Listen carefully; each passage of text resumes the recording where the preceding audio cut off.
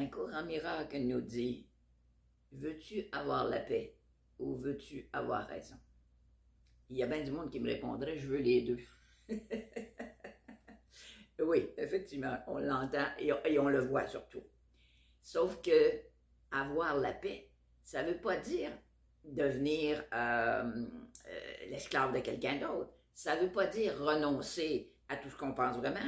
Ça ne veut pas dire devenir un petit chien-chien qui suit tout le monde hein, pour avoir la paix. Ça ne veut pas dire se fermer puis jamais dire rien. Hein. Mais le choix principal, le choix premier, veux-tu avoir la paix? C'est-tu si important que ça d'avoir raison? L'autre a le droit de penser différemment. Ça ne veut pas dire que j'ai à être d'accord.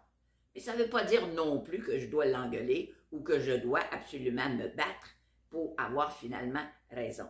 C'est la petite différence entre les deux.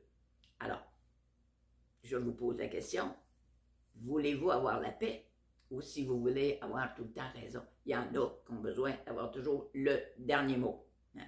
Il y a un client qui me disait un jour, hein, ma femme, pour elle, il y a deux façons de penser, la sienne et la pas bonne. Bon, et là, il s'est séparé des années plus tard. Ça ne veut pas dire que lui était parfait là-dedans, là. On se comprend bien. Mais c'est juste pour donner un exemple un peu extrême. Et voilà, belle fin de journée.